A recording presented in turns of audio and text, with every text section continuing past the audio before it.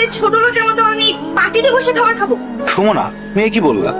কেন কানে যায় নাই? যা শুনছো সেটাই বলছি। ও মা, তুমি যদি ওই পাটিতে বইয়া না খাইতে পারো, আমার ঘরে একটা চেয়ার আছে, অবশ্য পাওটা একটু ভাঙ্গা, তুমি বইসা খাইতে পারবা, অসুবিধা হইব না। স্যার ডাইনা দেই। ভাঙা চেয়ারে বসে সুমনা খাবার খাবে? অসম্ভব। ছি ছি, এসব কি রান্না করছে?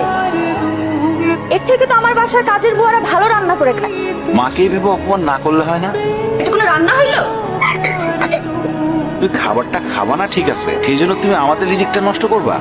এই একটা ছোট লোকদের সমস্যা, কিছু বললে তাদের অপমান হয়ে যায়। যত সব ফালতু ন্যাকামি। মাথাটা ঠান্ডা করো, বুঝতে পারছি তুমি এগুলি খাইতে পারবা না।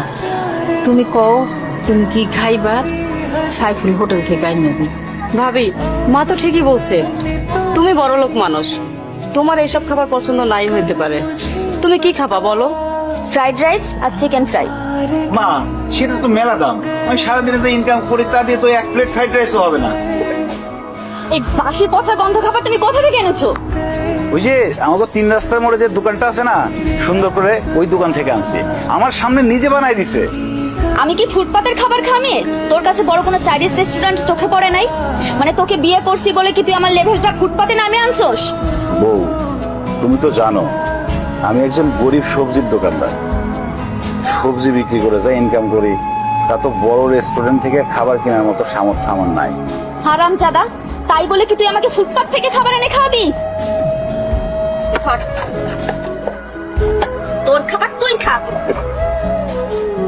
তুই এরকম কষ্ট করে আর কতদিন পার করবি? তোরা তো বউ সম্মানও দেন, আর যা মনে হইতেছে বউরে দেখে মনে হয় না বউ সংসার করবে।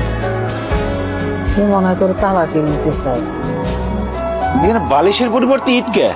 আমি রাখছি যাতে তোমার মাথা ফেটে রক্ত বের হয়। মানে তুমি আমরা খুন করতে চাও? হ্যাঁ, করতে চাই, প্রয়োজন পড়লে তাই করব। আমার ডিভোর্স চাই। বউ, ডিভোর্স ছাড়া তুমি যা চাইবা তাই পাবা। প্রয়োজনে আমি প্রতিদিন অনেক বেশি পরিশ্রম করে তোমার জন্য চাইনিজ থেকে খাবার নিয়ে আসবো, ভালো ভালো খাবার নিয়ে আসবো। আমার না কোনো খাবার চাই না, আমার না তোমার থেকে ডিভোর্স চাই। কারণ তোমার মতো সবজিওয়ালার সাথে না আমার যায় না। কি হলো?